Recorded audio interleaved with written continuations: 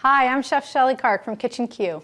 You know, part of what allows me to really thoroughly enjoy the CSA share that I receive is preserving some of that summer flavor for me to eat in the dead of winter.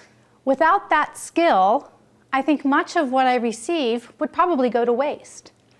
So we've been receiving an awful lot of parsley and cilantro over the last weeks of our share. So much so that when I go to pick up my share, I notice that the donate bucket is full of bunches of cilantro and parsley. So I wanted to share with you a couple of ideas that you could use to preserve some of those flavors for winter. One of the first things that you can do is blanch the herbs and then freeze them. We did a blanching video last month with some green beans, so please refer to that if you need a little refresher on the technique of blanching. Secondly, you can make what's called a compound butter.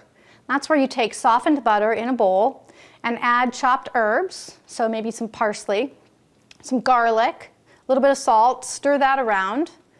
You can also add other spices if you want. Maybe you want to put in some paprika or some cumin, whatever spices you like. Stir that around, put in a little bit of salt, and then lay a piece of plastic wrap on your countertop. Scoop that butter out onto the plastic wrap in the form of a log, maybe about, an inch in diameter. Roll it up and put it in the freezer. Now you have a compound butter that you can take out whenever you'd like to use it. You can make a couple of slices and put it into a saute pan, saute some winter vegetables. You can put a piece on a roasted piece of fish or a nice fillet. Or you can toss them with some roasted vegetables. Right after it comes out of the oven, put a couple of slices of that compound butter in with the roasted vegetables.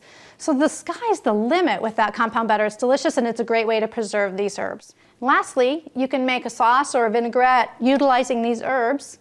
Go ahead and freeze them in ice cube trays and then pull them out whenever you want to add a little bit of zip or tang to your cooking.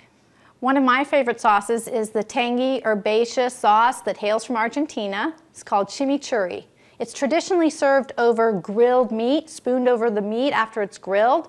And it's also really great on lamb, finfish, shellfish, and vegetables. It's really versatile and super easy to make. And Jason, our videographer, says, don't be shellfish with the sauce. All right, we're going on from there. The traditional ingredients in chimichurri are acidic ingredients like lemon, red wine vinegar, red wine. Then it has the herbs in it, parsley and a little bit of oregano.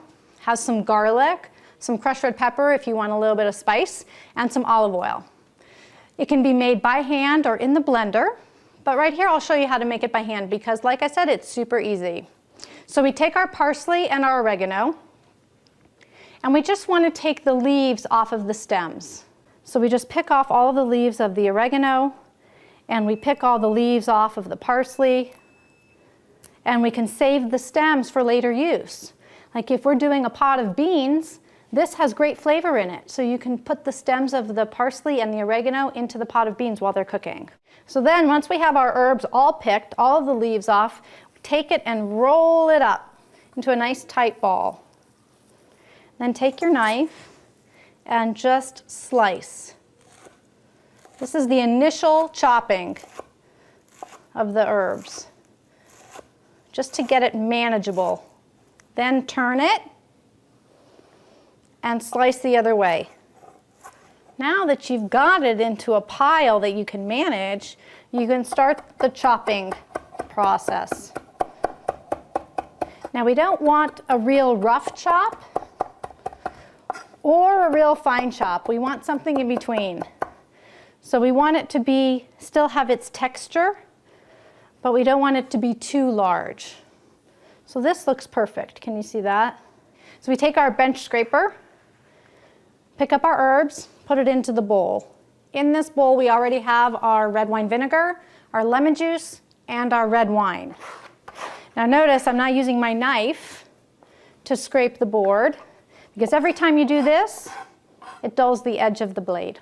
So then just stir the herbs into the red wine vinegar, the red wine, and the lemon juice. Then we're going to season with a little bit of salt, some fresh ground pepper, Add a little bit of garlic, 1 clove of garlic or 2 cloves of garlic, using your garlic press.